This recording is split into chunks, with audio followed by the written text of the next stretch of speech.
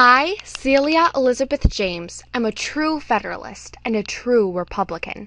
Let me explain. A true Federalist cannot support the ratification of this Constitution.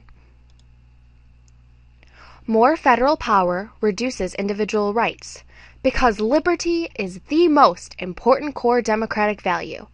This Constitution reduces popular sovereignty, which demands that we citizens hold ultimate authority over public officials.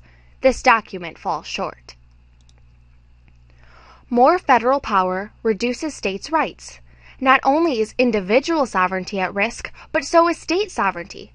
For example, legislative districts must be small enough and the number of districts large enough for the citizens to know and be familiar with their representatives.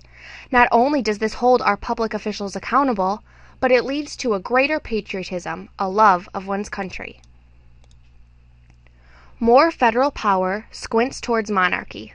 Don't forget, the founders knew what monarchy looked like. They had just defeated it in the Revolutionary War. No power to the federal government at the expense of state governments. The power to tax and print money without limit is dangerous. Like Mr. Jefferson believed, it is more important for local banks to provide loans to average people and farmers. And where does ability to print money stop, I ask you? The power to raise up an army, especially in peacetime, is dangerous.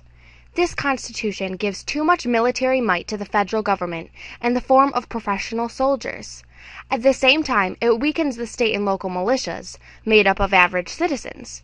Remember, a standing army doesn't mean the army is just standing around. The elasticity of this Constitution can be stretched towards tyranny.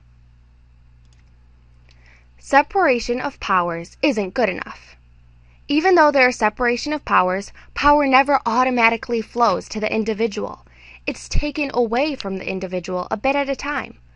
Like other anti-federalists believe, branches of the government must be separate and distinct because even partial overlap can weaken individual liberty. Further, the French political thinker Montesquieu asserted that the branches must aggressively push against each other to avoid tyranny. Or else, a nation may lose its liberties in a day and not miss them in a century. A Bill of Rights would at least help to preserve individual freedoms. For those Federalists who say we don't need a Bill of Rights, I say hogwash! Even most of the state constitutions have a Bill of Rights. The only way I would even think about ratifying this Constitution is if a Bill of Rights will be added. The necessary and proper clause gives Congress too much power. Hamilton, a Federalist, God bless his heart, argued that the first clause is implicit in the Constitution.